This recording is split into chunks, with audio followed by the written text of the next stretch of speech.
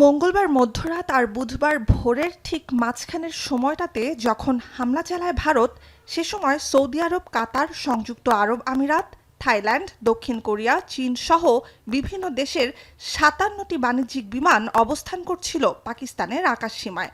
ঝুঁকিতে ছিল কয়েক হাজার আরোহীর জীবন। রাডারে ধরা পড়েছে দুই দেশের আকাশসীমা এড়িয়ে বিমান চলাচলের দৃশ্য। কাশ্মীর সংকট তাই ভারত পাকিস্তানকে ছাপিয়ে ভাবাচ্ছে বিশ্ব নেতৃত্বে থাকা রাষ্ট্রগুলোকেও। এতে অবশ্য চিরবৈরী দুই প্রতিবেশীর যুদ্ধের প্রস্তুতি থেমে নেই।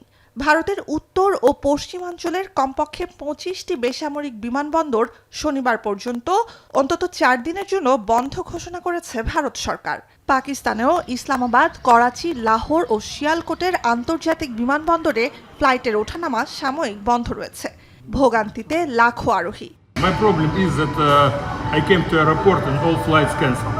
It's really bad and I don't know what will be after. Let's see. Bundle থাকলে প্রতি সেনমানিতে টাকা বাঁচবে। বিকাশ সেনমানি বান্ডেল কিনে জিতুন প্রতি লেনদেনে।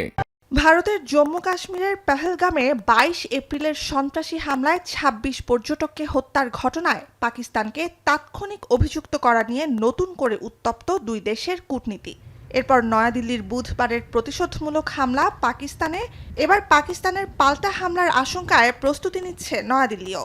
এরই মধ্যে উত্তরপ্রদেশ, উত্তরাখণ্ড, পাঞ্জাব, রাজস্থান, গুজরাট, পশ্চিমবঙ্গ ও সিকিম সহ বিভিন্ন রাজ্যকে সতর্ক থাকার নির্দেশ দিয়েছে কেন্দ্রীয় সরকার। সব মিলিয়ে আভাস সংঘাত দীর্ঘায়িত হওয়ারই। বিশ্লেষকরা বলছেন, অভ্যন্তরীণ রাজনৈতিক স্বার্থ হাসিল করতে গিয়েই ভারত পাকিস্তান সংকট বাড়াচ্ছে দুই দেশের সরকার। সর্বাত্মক যুদ্ধের আলামত এখন পর্যন্ত না থাকলেও একেবারে উড়িয়ে দেওয়া যাচ্ছে না যুদ্ধের শঙ্কা। There's a lot of pressure to de-escalate and not make it a tit for tat. You know, a game of chicken, so to speak. Now, the so-called surgical strikes or airstrikes, it's really about appeasing a domestic constituency. And I think it's really about media management and domestic audiences. Because when foreign ministers speak, diplomats speak, they're talking differently to the US, to the EU, to China. So it just seems that there seems to be two different things going on. যুদ্ধের আশঙ্কায় থমথমে ভূস্বর্গ। বেশিরভাগ বিশেষজ্ঞের মত, পাকিস্তানের পাল্টা আক্রমণ অবধারিত। এরপর শুরু হতে পারে কূটনৈতিক প্রচেষ্টা। কিন্তু ২০০১-২ সালের ভয়াবহ সংকটের পর এবারই সবচেয়ে বিপজ্জনক পরিস্থিতির মুখে দক্ষিণ এশিয়ার দুই পরাশক্তি। ফলে ২০১৬ বা ১৯ সালের মতো এবার আর অল্পের ওপর ফারাক কাটবে এমন আশা করতে পারছেন না অনেকেই।